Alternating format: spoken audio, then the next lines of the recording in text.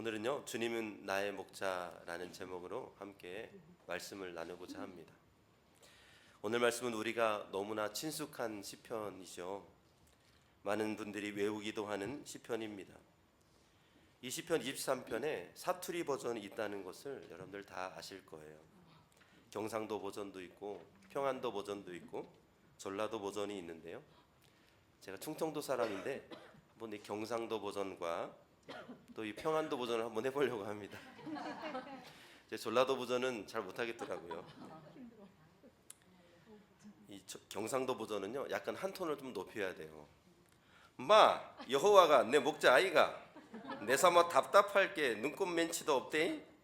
저 시퍼런 풀구딩이 내 디비지고 저 쓴한 또랑가로 넬로 이끄신데 내 뒤질 뻔한 골짜구디에 껌껌한 데서도 간띵이가 부어 댕길 수 있으면 그 백이 참말로 여간 아닌기라. 주의 뭉딩이와 짝대기가 넬로 맨날 지키시고 내 라이벌 죽일 놈의 문딩 자식들 앞에서 넬로 팔팔 키워주시네. 내 인생이 억수로 복잡다 해도 저 양반이 맨날 지켜줄 텐게로 내 삼아 웃자든지 그 옆에 딱 붙어가 때리치기도 안 떠날 거래. 네. 또 평안도 버전입니다. 니보라오 여호와가 내 목자신디 뭐이가 부족하간 그저 시퍼런 풀밭에 쉬라들 않나 목마르면 물가로 데려가시들 않나 야이 뭐가 부족하간 그저 내 이형은 소생시켜 주시디 똑바로 살라 하시디 긴데건 자기 이름 때문에 기러시는 거래도만 음침한 골짜기 가반 옛날엔 거의 무서웠더랬는데 이젠 하나도 안 무서워야. 왜냐하면 그 주님이 지팽이랑 막대기로 지켜주시기 때문이야. 길에서 거저 나 안심이야. 그럼 보라오 그 아구악척 같은 왼수놈들 있디? 그놈들 보란 듯이 우리 주님이 거저 내 앞에 잔치상을 떡하니 벌려주시지 않간? 거저 잔이 콸콸 넘치게 따라주시면서 귀한 손님 대접받듯 하는 기야. 기린 있기니 생각해보라오. 얼마나 속이 시원하간. 기티 안 갔어? 긴데다가 기거이 한 번만 그러시는 거이 아니래.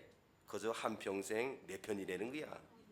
그래서 내래 거저 평생 우리 여호와 하나님 집에 살기로 했어야. 네. 네. 리보라오 북한 말로 할까요? 네, 시편을 제가 사투리 버전으로 이렇게 읽다 보니까요, 왠지 좀 전투적인 분위기가 느껴지는 느낌도 있습니다. 원래 이 시편은요 참 평화롭고 목가적인 분위기이죠. 이 시편은 다윗이 자신의 왕권이 확고하게 수립이 된 다윗의 생애 후반기에 쓴 것으로 볼 수 있습니다.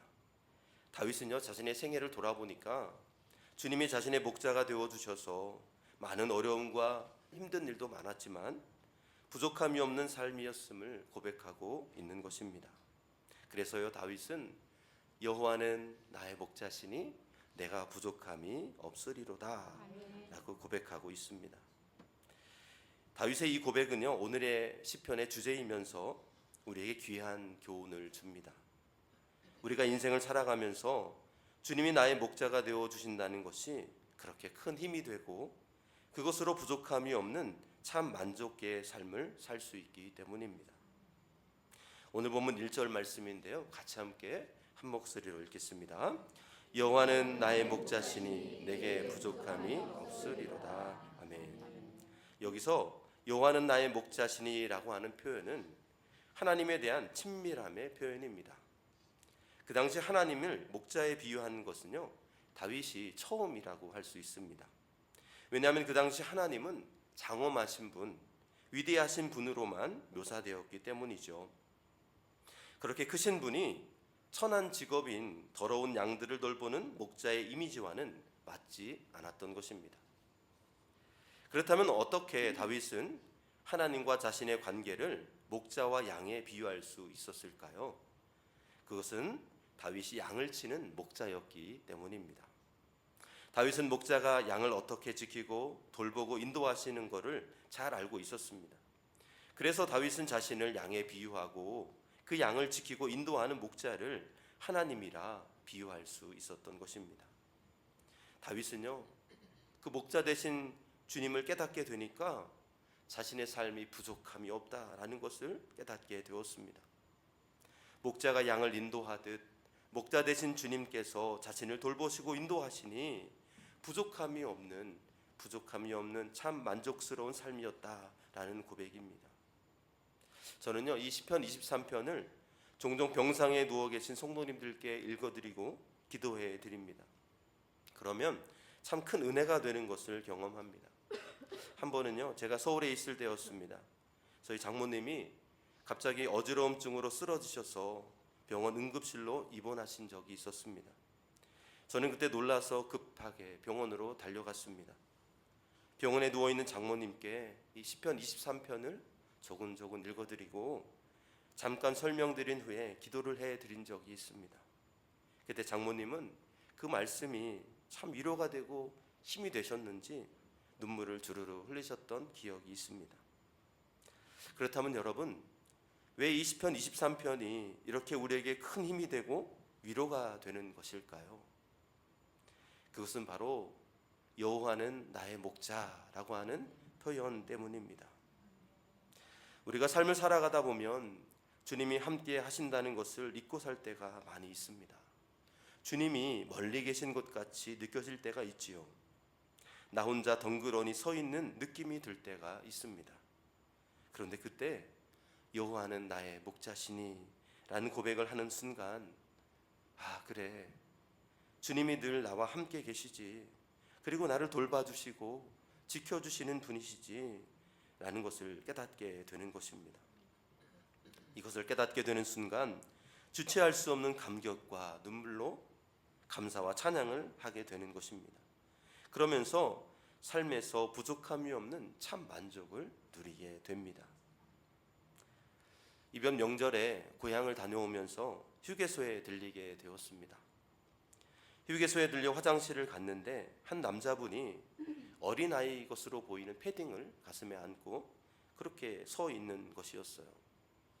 그래서 들어가면서 저분이 왜 저기에 서 계실까 생각하고 있는데 화장실 안에서 아빠 거기 있어?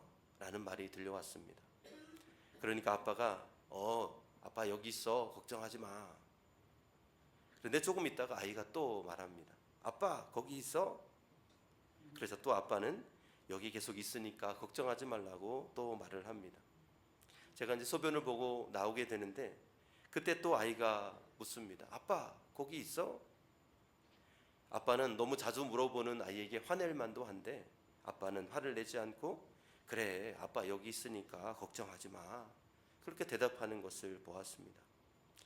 저는 그 장면을 보면서 저의 어릴 적 생각이 났습니다. 저도 시골에서 5살 때까지 살았는데요, 시골이다 보니 화장실에 밖이 있었습니다. 그래서 화장실에 갈 때면 누나와 함께 가곤 했습니다. 그리고 저도 그 아이와 같이 누나 밖에 있지? 라고 묻곤 했던 기억이 있습니다. 그러고 보니까 옛날이나 지금이나 똑같구나 라는 생각이 듭니다.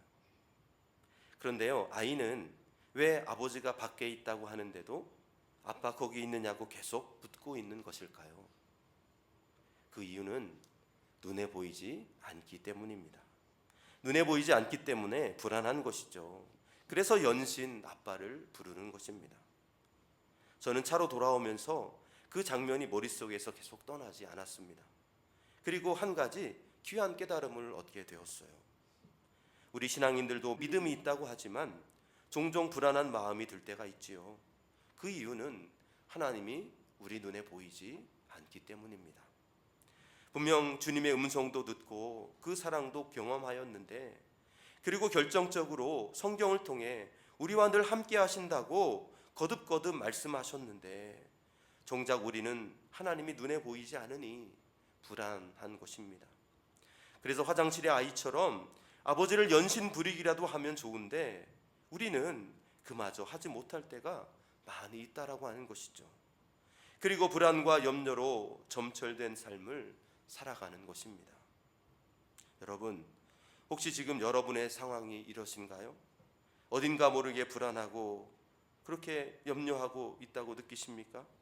주님을 불러도 대답하지 않으시는 것 같습니까? 그렇다면 오늘 이 다윗의 고백을 한번 해보시기 바랍니다. 여호와는 나의 목자시니 내가 부족함이 없으리로다. 분명 주님께서 지금도 우리와 함께 계시고 우리의 삶을 돌보시고 지키시고 인도하신다는 것을 깨닫게 될 줄로 믿습니다. 그러므로 주님 안에서 참 만족함을 누리시는 우리 모두가 되시기를 주님의 이름으로 축복합니다. 그렇다면 다윗이 고백하는 부족함이 없는 삶, 참 만족한 삶은 어떤 삶일까요? 이제 다윗은요, 구체적으로 부족함이 없는 삶에 대해서 설명해 주고 있습니다. 오늘 본문 2절 말씀인데요, 다 같이 함께 한 목소리로 읽습니다. 그가 나를 푸른 풀밭에 누이시며 쉴 만한 물가로 인도하시는도다. 아멘. 다윗이 자신의 부족함이 없는 삶을 살 수 있는 것은 목자 되신 주님께서 자신을 푸른 풀밭에 누이시며 쉴 만한 물가로 인도하시기 때문이라 라고 고백합니다. 우리가 잘 알다시피 팔레스틴 땅은요, 거의 사막 지형으로 되어 있지요. 그래서 푸른 풀밭, 쉴 만한 물가를 좀처럼 찾기가 힘들다고 합니다. 그러나 우리의 목자 되신 주님은 언제나 양들을 푸른 풀밭으로 쉴 만한 물가로 인도하여 주신다라는 것이죠. 그럼 여기서 이 푸른 풀밭은 무엇을 말씀하는 것일까요? 그것은 바로 양들의 먹이를 말씀합니다. 목자가 양들을 잘 돌보기 위해서는 푸른 초장이 필수라고 하는 것이죠. 어린 양들이 자라나고 어미 양들이 젖을 많이 내기 위해서는 항상 싱싱하고 영양이 풍부한 꼴이 필요한 것입니다. 그래서 목자는요, 양들이 무성한 푸른 꼴을 마음껏 먹을 수 있도록 열심히 수고하고 노력하는 것입니다. 그리고 무성한 푸른 꼴을 마음껏 먹고 배가 불러 누워쉬면서 되새김질하는 그 양떼를 보면서 목자는 만족스러워한다라고 하는 것이죠. 이것은 우리 하나님도 마찬가지입니다. 우리에게 필요한 것들을 잘 아시기에 우리를 늘 푸른 풀밭으로 육적인 필요를 공급하시는 분이십니다. 우리에게 필요한 것들을 채우시며 만족해 하시는 것이죠. 이 푸른 풀밭은요, 창세기에서 하나님이 가나안 땅을 젖과 꿀이 흐르는 땅이라 묘사한 것과 흡사합니다. 여러분, 젖과 꿀이 흐르는 땅, 이 팔레스틴 농부들은요, 젖이 흐르다, 꿀이 흐르다라는 말을 종종 한다라고 합니다. 이 말은 푸른 초장이 가장 풍성한 봄과 여름을 가리키는 그런 단어라고 합니다. 이 시기에는요, 기름지고 싱싱한 꿀을 마음껏 먹은 가축들이 젖을 풍성히 내고 또 만발한 꽃들을 찾아다니는 벌들이 꿀을 많이 모아들이기 때문에 젖과 꿀이 흐른다라고 말을 하는 것입니다. 그러므로 젖과 꿀이 흐르는 땅은 풍요롭고 푸르며 기름진 푸른 초장이다 말할 수 있는 것입니다. 이처럼 하나님은 당신의 백성들에게 풍요롭고 기름진 육적인 필요를 채워주시는 분이신 줄로 믿습니다. 또한 쉴 만한 물가는 무엇을 말씀하는 것일까요? 이것은 양들의 목마름을 해결하는 것을 말합니다. 양이 목이 마를 때는요, 침착하지 못하다라고 해요. 그래서 끊임없이 헤매고 다니면서 그 갈증을 해소하기 위해서 물을 찾아다닌다고 합니다. 마실 만한 맑고 깨끗한 물을 찾아내지 못할 때에는 종종 이 선충류나 간디스토마와 같은 그런 기타 질병의 원인이 되는 오염된 웅덩이의 물을 마신다라고 합니다. 그래서 목자들은 양들이 목마름을 해결하기 위해서 깨끗하고 오염되지 않은 물을 찾아내고 공급하려고 애쓴다라고 하는 것입니다. 일반적으로 목자들이요, 양들에게 먹일 물을 얻는 방법이 있대요. 그것은 세 가지가 있는데, 풀잎에 맺힌 이슬과 깊은 우물 그리고 시내를 통해서 그 물을 얻게 된다라고 합니다. 근데 그 중에 제일 좋은 물이 있대요.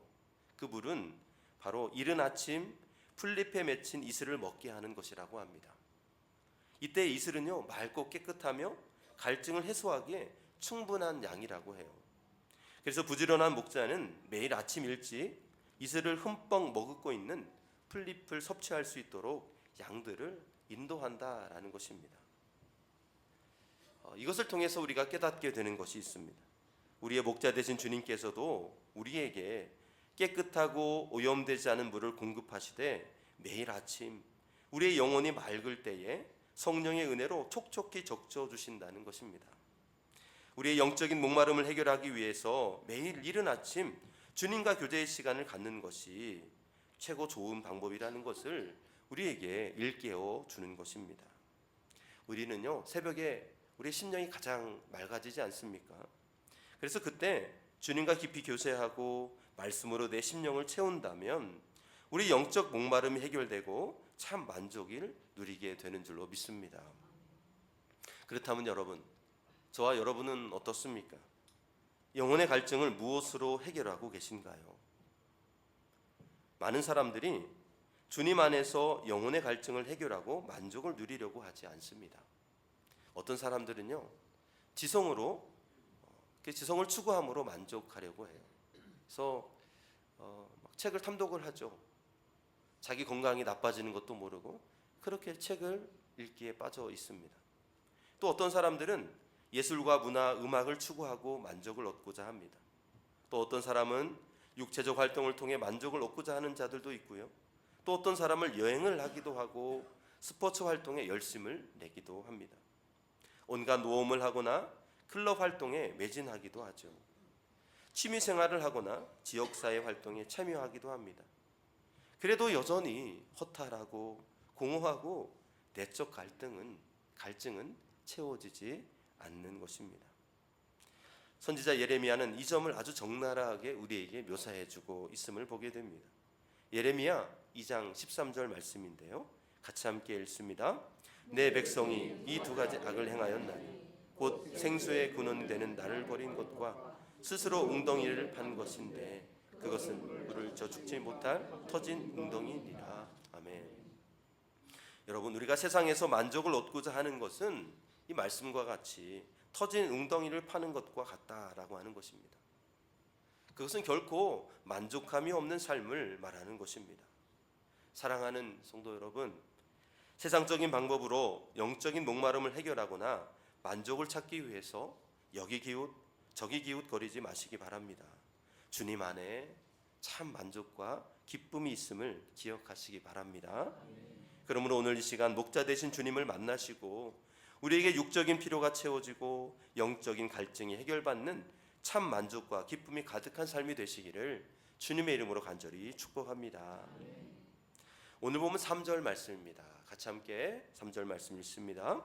내 영혼을 소생시키시고 자기 이름을 위하여 의의 길로 인도하시는 도다. 아멘.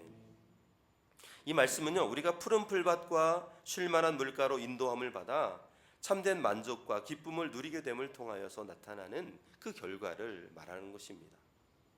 참된 만족과 기쁨을 누리게 되면 우리의 영혼이 소생케 된다라고 하는 것이죠. 소생케 된다는 것은 새 힘을 얻게 되는 것을 말합니다. 이렇게 새 힘을 얻게 되면 주님의 이름을 위하여 위의 길, 바른 길로 걸어갈 수 있게 되는 것이죠. 그런데 여러분, 이 본문에서 의문이 하나 생기게 됩니다. 우리는 선한 목자 되신 주님께서 돌보시는 양 아닙니까? 그렇게 누구나 소생시킬 필요가 있을 정도로 곤고하게 되지 않을 것이라 우리는 생각합니다. 왜요? 주님이 지켜주시기 때문이죠. 그러나 실제로는 어떻습니까? 실제로 우리의 삶에는 이러한 일들이 종종 일어나고 있다는 것입니다. 마치 양들이 뒤집히는 것과 같이 우리도 넘어지고 시험에 들게 되는 것입니다. 여러분, 그 뒤집힌 양에 대해서 들어보신 적이 있으신가요? 한번 뒤집힌 양은요, 결코 스스로 일어날 수 없다라고 합니다. 그래서 빠른 시간 안에 목자가 와서 세워주지 않으면 곧 죽을 수도 있대요. 떼양볕이 막 내리쬐는 날에는 그 양이 견디지 못하고 죽게 된다고 합니다. 그래서 목자는요, 주의 깊게 매일같이 양떼를 살펴서 수를 헤아려 본다라고 합니다. 만일 한두 마리가 모자랄 경우 목자는 혹시 이 양이 어디에서 뒤집혀 있는 것은 아닌지 빨리 찾아 나서게 되는 것입니다. 이 양이요, 뒤집히게 되는 원인이 있다라고 하죠. 3가지 원인이 있는데요. 근데 이것은 우리 그리스도인이 넘어지고 시험에 들 때와 아주 비슷하다라고 합니다. 먼저 양이 뒤집히게 되는 첫 번째 원인은 양이 우묵하고 편안한 곳을 찾아다니는 습성 때문이라고 합니다. 편안하고 푹신하며 둥그렇고 우묵하게 들어간 땅은 양들이 눕기에는 편하지만 자칫 굴러서 뒤집혀질 수가 있다라고 해요. 이것은 우리 그리스도인의 생활에서도 마찬가지입니다. 고생스럽지 않고 인내할 필요가 없으며 자기 훈련을 하지 않아도 되는 편안한 곳, 곧 안일한 신앙생활에 머무르면 항상 큰 위험이 따르게 마련이다 라고 하는 것입니다. 여러분, 신앙생활에는요 언제나 고난과 인내가 뒤따르게 됩니다.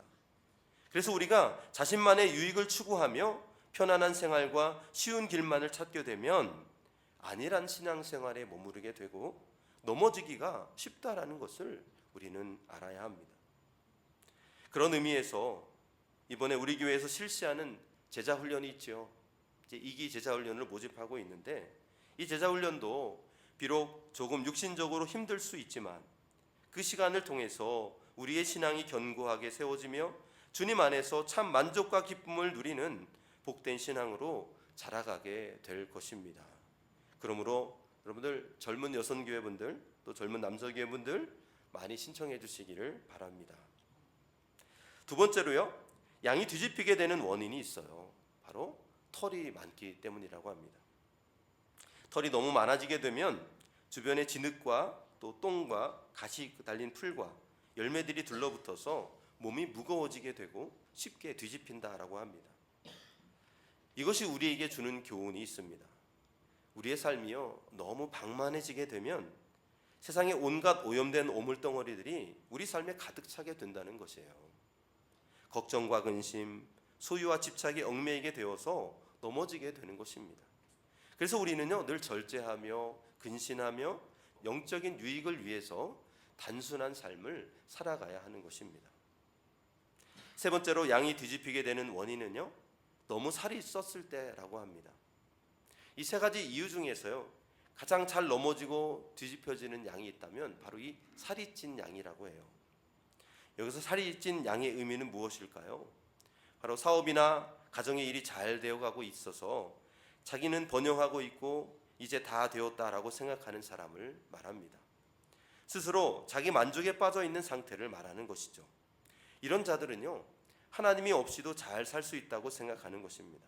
그래서 가장 넘어지기 쉬운 상태에 있다라고 말할 수 있습니다. 요한계시록 3장 17절에 보면 주님께서 라오디게아 교회에 편지하시며 그들을 책망한 말씀이 나옵니다. 우리 같이 함께 읽어볼까요? 같이 읽습니다. 내가 말하기를 나는 부자라 부요하여 부족한 것이 없다 하나 내 곤고한 것과 가련한 것과 가난한 것과 눈먼 것과 벌거벗은 것을 알지 못하는도다. 아멘. 그 당시 라오디게아 교회는요 부자 교회였죠.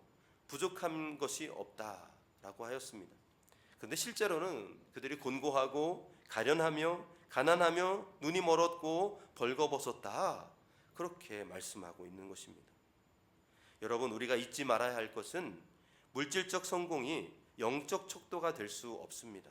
또 표면적인 부요가 진정한 경건의 기준이 될 수도 없다라고 하는 것이죠. 그러므로 여러분, 선줄로 아는 자는 넘어질까 조심하라는 잠언의 말씀처럼 늘 겸손하게 주님만을 의지하며 나아가는 귀한 성도님들 되시기를 간절히 축복합니다. 그것만이 우리 신앙이 넘어지지 않고 시험에 들지 않는 길이라는 것을 늘 잊지 않으시는 우리 모두가 되시기를 간절히 축복합니다. 사랑하는 여러분, 바라기는 우리도요 양들처럼 넘어지고 뒤집혀질 수 있음을 기억하시기 바랍니다. 그러므로 편하고 푹신한 곳에 눕는 안일한 신앙생활을 조심하시고 우리 삶이 너무 방만하여서 세상에 오염물들도 가득 차지 않게 조심하시기 바랍니다. 내가 지금 잘 나간다고 하나님 없이도 살 수 있다고 생각하는 자기 만족에 빠져 있지 않기를 간절히 소망합니다. 그런데 여러분, 우리가 이것을 조심하는 것보다 더 중요한 것이 있습니다. 그것은요 넘어진 우리들을 목자 되신 주님께서 기꺼이 일으켜 주시고 소생케 하여 주신다라고 하는 것입니다. 우리에게 새 힘을 주시고 의의 길로 인도하여 주신다라고 하는 것이죠. 그래서 우리에게 맡겨주신 사명을 잘 감당할 수 있도록 힘주시고 그 주님의 뜻을 이룰 수 있도록 인도하여 주시는 것입니다. 여러분, 제가 이 책을 읽으면서 이 목자들은요, 뒤집혀진 양을 찾았을 때 이런 말을 한다라고 해요. 부드러운 음성으로 그 양을 세워주고 어디 다친 데는 없는지 이렇게 만져주면서 이런 말을 한다라고 합니다. 이 녀석아, 도대체 언제 내 발로 서는 법을 배울래? 제때 너를 찾아서 얼마나 기쁜지 모르겠구나. 아이고 이쁜 녀석. 그러면서 그 양들을 어루만져 준다라고 합니다. 저는 이 이야기를 보면서 우리 주님께서도 우리에게 이렇게 말씀하시지 않을까? 이 녀석, 도대체 언제 내 발로 서는 법을 배울래? 내가 너를 찾게 되어서 얼마나 기쁜지 모르구나. 참 예쁘구나. 오늘도 저와 여러분에게 이런 부드러운 음성으로 다가오시는 줄 믿습니다. 그리고 넘어진 우리를 일으켜 세워주시고 새 힘을 주시고 우리의 영혼을 소송케 해주시는 줄로 믿습니다. 그리고 우리에게 맡겨진 사명을 다시 잘 감당할 수 있도록 주님께서 인도해 주실 줄로 믿습니다. 오늘 이 시간 그 목자 되신 주님, 신실하신 주님을 만나시는 우리 모두가 되시기를 주님의 이름으로 축복합니다. 마지막 말씀 6절 말씀인데요, 같이 함께 한 목소리로 읽습니다. 내 평생의 선하심과 인자하심이 반드시 나를 따르리니 내가 여호와의 집에 영원히 살리로다. 아멘. 다윗은요, 일평생 하나님의 선하심과 인자하심을 체험하였습니다. 그렇게 그것이 앞으로도 계속될 것을 믿고 있는 것이죠. 그리고 더 나아가 하나님과 영원토록 동행하며 교제하며 살기를 소망하고 있는 것입니다. 여러분, 저는요, 이 다윗이 시편 23편을 묵상하면서 다윗이 너무 행복해 보인다는 생각이 들었습니다. 주님이 함께하고 있음이 행복한 것이죠. 늘 주님의 인자하심과 신실하심, 선하심을 경험하게 되니 마음에 너무 부족함이 없는 거예요. 기쁨이 있는 거예요. 사랑하는 여러분, 바라기는 오늘 저와 여러분들도 우리를 신실하게 지키시는 목자 되신 주님을 만나시게 되기를 간절히 축복합니다. 그래서 다윗과 같이 주님, 제가 너무 행복합니다. 내 안에 부족함이 없습니다 라고 고백하게 되시기를 간절히 축복합니다. 그러므로 하나님과 영원토록 동행하며 교제하는, 그렇게 영원한 삶을 소망하며 살아가는 복된 삶이 되시기를 주님의 이름으로 간절히 축복합니다.